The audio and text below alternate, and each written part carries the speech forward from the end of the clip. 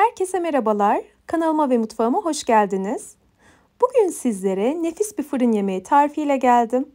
Tarifimde kullandığım malzemeleri videonun açıklama kısmında belirttim. Bu arada beni hangi şehirden izlediğinizi videonun yorumlar kısmında belirtirseniz çok mutlu olurum. Sözü daha fazla uzatmadan hemen tarifimizin yapımına başlamak istiyorum. Tarifimde 1 kilogram dana bonfile kullandım. Kuşbaşılık doğranmış dana bonfileyi düdüklü tencereme aldım. Şöyle içerisine tam olarak yerleştirdikten sonra kaşık yardımıyla etlerin çok az üzerine gelecek miktarda su ekliyorum. Çok fazla su eklemenize gerek yok. Çünkü et de birazdan pişince suyunu salacaktır. Şimdi yakından da göstereceğim size. Bu miktarda su oldukça ideal. Biz kalabalık olduğumuz için 1 kilodan hazırladım. Aynı oranda ölçüyü yarı yarıya da indirebilirsiniz. Düdüklümün kapağını kapatıyorum. Kaynamaya başladıktan sonra tam olarak 12 dakika boyunca etleri pişiriyorum kısık ateşte. 12 dakika düdüklü tencerede pişmesi yeterli olacaktır. Çünkü birazdan fırında da pişecek etler lokum gibi olacak.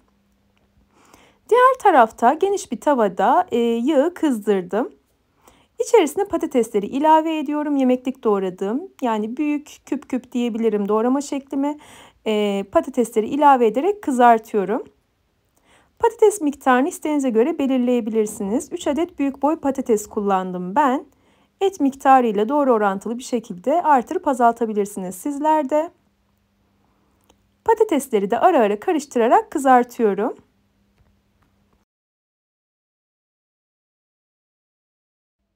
Patatesler kızardıktan sonra kağıt havlu serdiğim tabağa alıyorum ki fazla yağını kağıt havlu çeksin. Bu tarif esasında şehzade kebabına benziyor. Şehzade kebabı biliyorsunuzdur belki, patlıcanla yapılan bir kebap tarifi, fırın yemeği tarifi. Patlıcan ve dana etiyle yapılıyor. Ben şehzade kebabı değil, patatesli şehzade kebabı gibi yaptım. Öyle ifade edebilirim. Patlıcan yerine patates kullandım sadece. Bu şekilde oldukça lezzetli oldu. Tavada kalan yağı azalttım. Az miktarda yağ bıraktım gördüğünüz gibi. Çok fazla yağ vardı çünkü. Aynı tavada 2 adet doğradığım, yemeklik doğradığım soğanı aldım. Soğanları soteliyorum. Soğanlar diriliklerini kaybedinceye kadar, renkleri dönünceye kadar ara ara karıştırarak kavuracağım.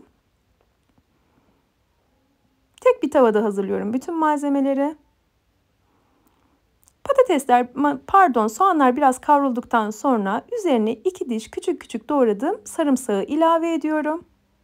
Soğanla birlikte, sarımsakla birlikte soğanı kavurmaya devam ediyorum. Daha tam anlamıyla rengi dönmedi soğanların.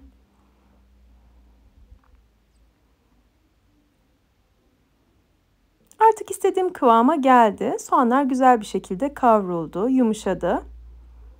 İçerisine karabiber ve pul biber ekledim. Ardından tuzunu da ilave ediyorum. Miktarını siz kendi zevkinize göre ayarlayın. 1 silme tatlı kaşığı tuz bu miktar için yeterli geldi.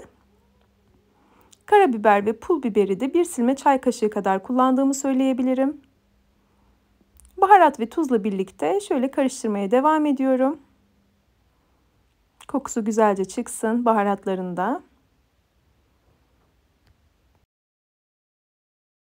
Diğer tarafta düdüklü tencereyi kapatmıştım. Etler pişti. Havası çıktıktan sonra kapağını açtım ve etleri sudan ayırarak ekliyorum. Şöyle kepçe yardımıyla tencerenin kenarında süzüyorum suyunu ve soğanların üzerine alıyorum pişen etleri.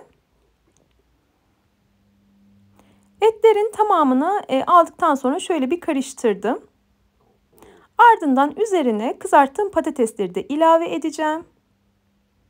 Bütün malzemeleri güzelce karıştıracağım. Az önce belirttiğim gibi patates yerine sade patlıcan da kullanabilirsiniz. Patates ve patlıcanı ayrı ayrı kızartarak da kullanabilirsiniz. O şekilde de çok lezzetli oluyor. Ben o şekilde de sık sık yapıyorum. Bu sefer yalnız patatesle yaptım.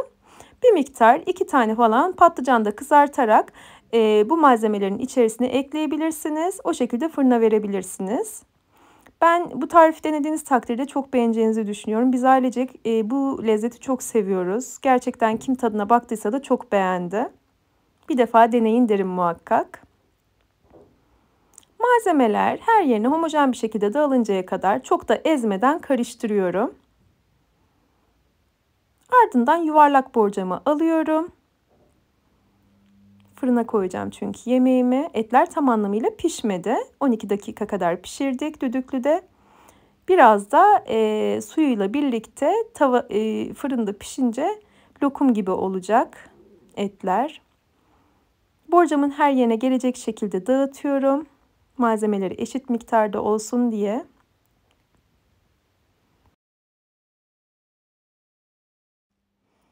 Ardından üzerine çeri domatesleri bölmüştüm. Domates ve biberle süsledim. Tabii ki sade bir şekilde de verebilirsiniz. Göze de hitap etmesi açısından böyle süslemek bence şıklık katıyor. Güzel oluyor. Charleston biber vardı.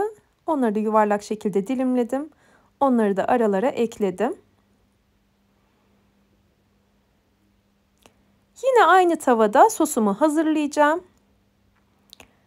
Tavaya ayırmış olduğum, kızartmadan ayırdığım yağdan 2 yemek kaşığı kadar aldım. 2-3 yemek kaşığı kadar diyebilirim. Üzerine 1,5 yemek kaşığı kadar salça ekledim. Ben bol miktarda bir yemek hazırladığım için, 1 kilogram etten hazırladığım için salçayı da tabii daha çok kullandım. Daha az hazırlarsanız eğer, miktar daha az olursa yemeğinizin, salçayı da daha az kullanabilirsiniz. Bu miktar için 1,5 yemek kaşığı tam olarak ideal oldu. Salçayı da biraz kavuruyorum. Sonrasında salçanın üzerine eti haşladığım sudan ekliyorum. Yani etin lezzeti tamamen içerisine nüfuz edecek. Sade su kullanmıyorum. Et suyu kullanıyorum. Göz kararı ekliyorum. Şimdi net bir miktar belirtmem gerekirse 3,5 su bardağı kadar eklemişimdir diye öngörüyorum. Şöyle göz kararı borcama eklediğimde ne kadar geleceğini kestirmeye çalışarak et suyundan ilave ediyorum. Ne çok kuru ne de çok sulu olsun istiyorum yemeğimin çünkü. Halen daha sıcak olduğu için et suyu hemen kaynıyor gördüğünüz gibi. Ara ara karıştırarak kıvamına bakıyorum. Sonrasında içerisine de tuz ilave ediyorum. Çok fazla eklemeyin. Tuzsuzun çaresi var ama tuzlunun yok. Bir tepeleme çay kaşığı kadar tuz yeterli olacaktır.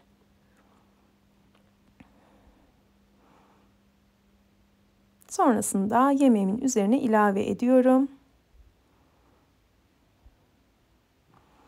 Belirttiğim gibi ortalama 3 su bardağı kadar et suyu kullandığımı tahmin ediyorum bu aşamada. Sizler kontrollü bir şekilde ekleyin. Baktınız az gözüktü, kenarından az miktarda daha su ilavesi yapabilirsiniz borcama. Önceden ısıtmış olduğum 200 derecelik fırında 25-30 dakika kadar pişirdim. Bu kadar pişmesi yeterli oluyor. Şimdi sizlere yakından da kıvamını göstereceğim. Lokum gibi pişiyor etler. Gerçekten çok lezzetli oluyor.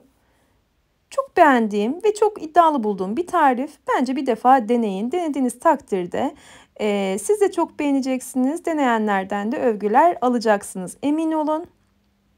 Umarım tarifimi denersiniz ve beğenirsiniz. Eğer tarifimi buraya kadar izlediyseniz ve beğendiyseniz aşağıda yer alan beğen butonuna tıklarsanız çok mutlu olurum. Ve hala kanalıma abone değilseniz yine aşağıda yer alan abone ol butonuna tıklayarak yanındaki bildirim ziline basarsanız yeni tariflerimden anında haberdar olabilirsiniz. Yeni tariflerde görüşmek ümidiyle sağlıkla ve afiyetle kalın. Hoşça kalın.